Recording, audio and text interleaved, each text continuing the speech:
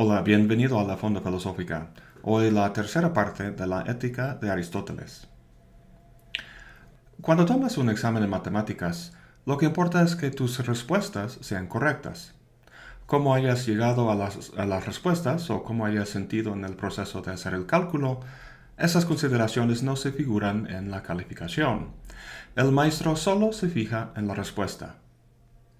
Felicidades, sacaste un 10. ¿Y tu calificación en la vida misma?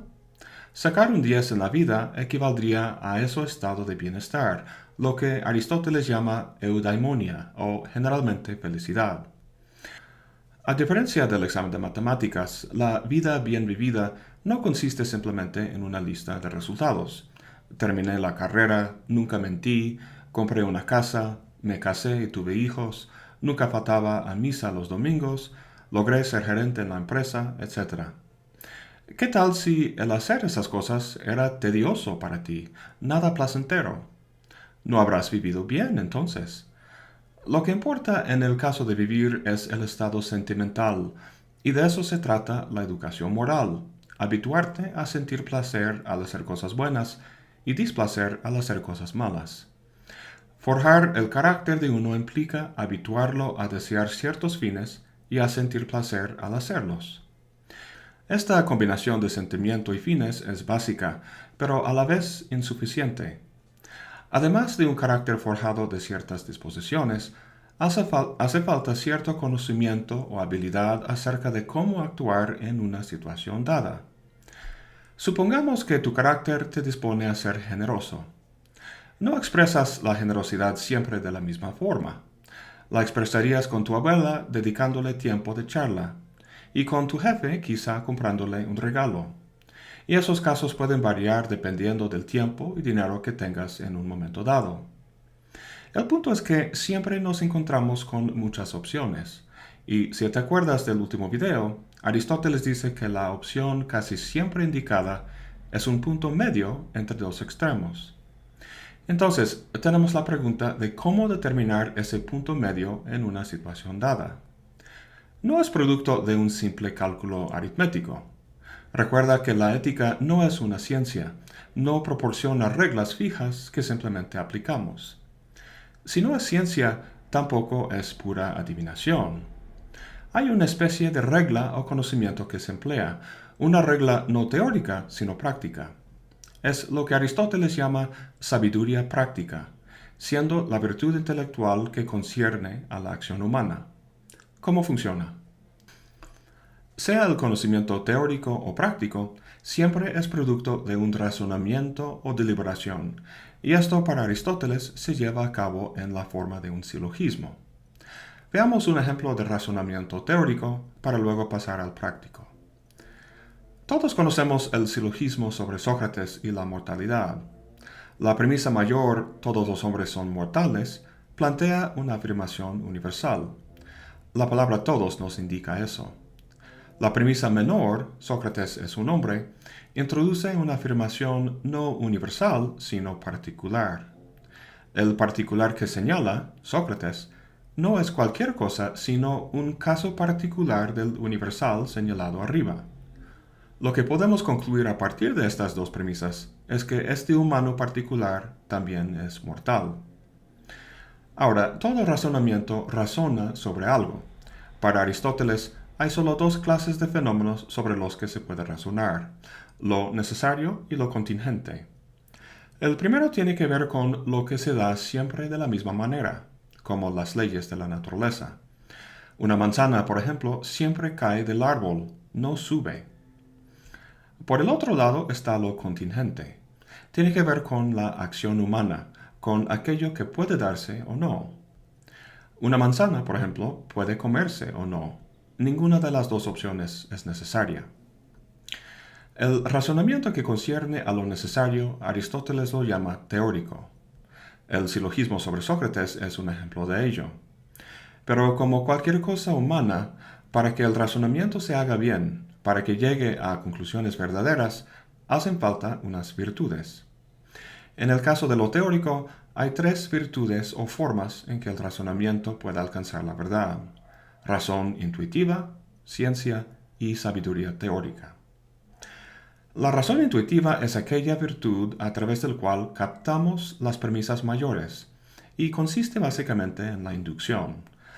Al experimentar muchos casos de algo, como hombres muriendo, la mente capta el universal. Todos los hombres son mortales. Esta verdad que se capta es el punto de partida de la siguiente virtud, la ciencia. La ciencia para Aristóteles no se trata de laboratorios y experimentos, sino de la capacidad intelectual de demostración. En el silogismo sobre Sócrates, la premisa mayor la capta la razón intuitiva, pero la conclusión, de que es mortal, la capta la demostración científica.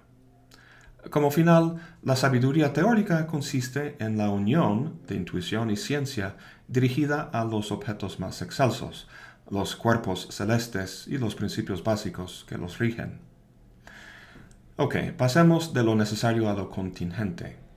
Aquí el razonamiento no es teórico sino práctico, por lo cual la conclusión a que llega no será una proposición, sino una acción. En lo teórico queremos saber, pero en lo práctico de lo que se trata es actuar. Para Aristóteles, la acción puede entenderse de dos formas. Por un lado, hay acciones que producen algo distinto a la acción misma, por ejemplo, construir una cama o pintar un cuadro. Para nosotros, lo que hace un Picasso y lo que hace un carpintero son muy distintos, pero para Aristóteles no. La actividad de los dos es comprendido por el término griego tekné, que nosotros traducimos como arte. Define el arte como la disposición por la que hacemos cosas con el apoyo de una regla verdadera. El punto es que la finalidad de la actividad de hacer la cama no es la actividad misma, sino el producto, la cama. La actividad no es más que un medio para la producción de algo. Como en todo lo humano, esta actividad puede llevarse a cabo bien o mal, de forma virtuosa o viciosa.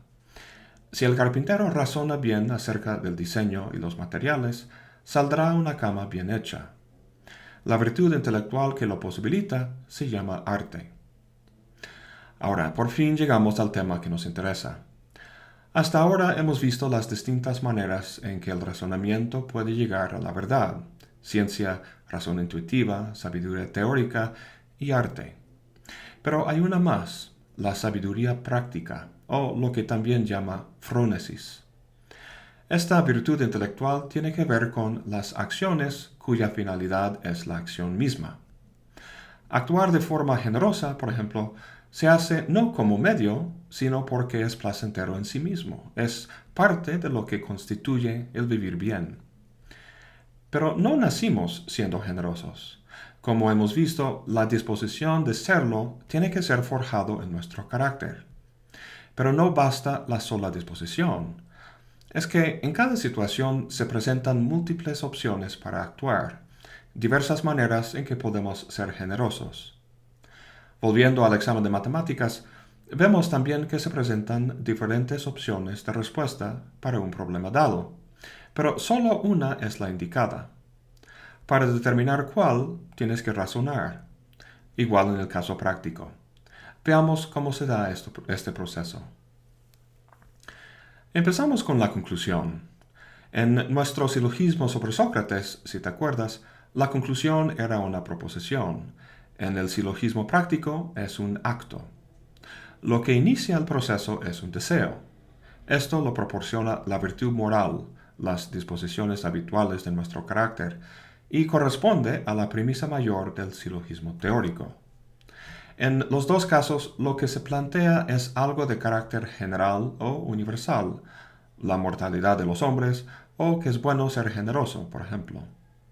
Pero ahora viene lo particular. En el silogismo teórico, eso es la premisa menor. En el práctico, habla Aristóteles de un proceso de deliberación, en el que se trata de ver cómo realizar el deseo en el acto.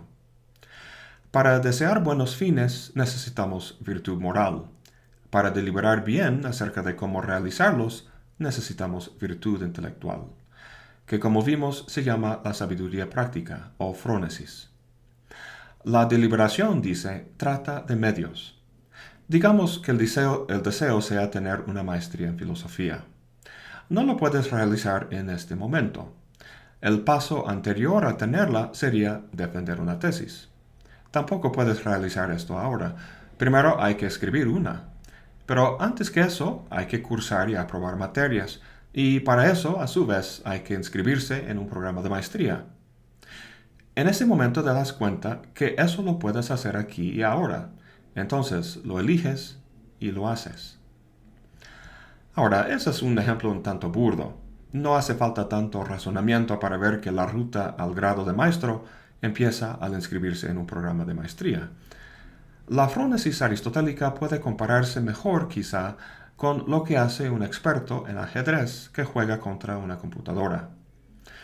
La computadora no tiene frónesis. En vez de deliberar, lo que hace es computar, pues, y lo hace masivamente, calculando las consecuencias de todas las posibilidades. Esto también es lo que trata de hacer un principiante en ajedrez, solo que le queda muy corto en el cálculo. El experto, en cambio, revisa el tablero y por la posición de las piezas como que percibe el movimiento indicado. Es casi algo que intuye o siente.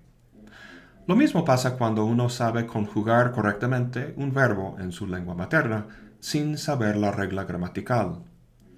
Esto obviamente es algo que se da con mucha práctica. Con toda la experiencia que tiene uno, el acto de deliberación llega a ser como una especie de percepción. Esto es la frónesis, y uno que lo tiene se llama en griego frónimos. Como dice Sir David Ross, el bien es para el frónimos como una especie de sensible común, de la misma manera que las formas son para todos los hombres. Cualquiera puede reconocer los triángulos, círculos y cuadrados en esta escena. De la misma manera, el hombre de sabiduría práctica percibe, por así decirlo, lo que hay que hacer en el flujo de la vida. Ahora, la virtud moral e intelectual no están separadas en el espacio y el tiempo. No es que se le vaya forjando el carácter de un niño y que luego se ponga a estudiar para que tenga esa habilidad de deliberación. Más bien van a la mano. Al principio sí, está bajo la tutela de un padre, maestro o alguna autoridad, pero con el paso del tiempo depende menos y menos de esos consejos. Su habilidad deliberativa se mejora con la experiencia y se van afinando las reacciones emocionales a los acontecimientos que vive. Es como alguien que aprende a tocar el piano.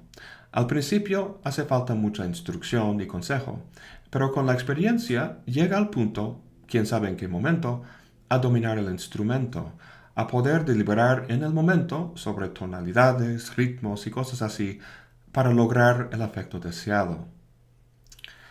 Pues hasta ahora hemos hablado de puras virtudes, pero sabemos que la mayoría no son tan perfectos como lo que describe Aristóteles aquí.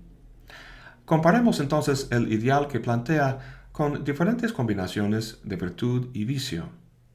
Los referentes básicos son lo moral y lo intelectual, y para cada uno la posibilidad de virtud o vicio. Si uno cuenta con las dos virtudes, vive bien según el planteamiento de Aristóteles. Si tiene un carácter vicioso pero es muy listo, pues tenemos un malvado capaz de arreglarse las suyas.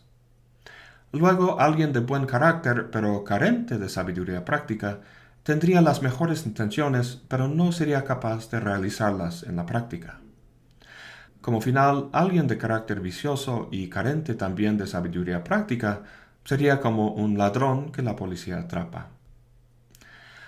Aun considerando estas combinaciones de virtud y vicio, nuestra caracterización de la conducta humana queda todavía corta. Aristóteles está consciente de ello, por lo cual matiza esta oposición de virtud y vicio con un análisis del interesante fenómeno de la incontinencia. Eso, junto con un análisis de la amistad y de la vida contemplativa, lo veremos en el próximo y último video sobre la ética de Aristóteles. Eso es todo por hoy. Gracias por acompañarme. Hasta la próxima y buen provecho.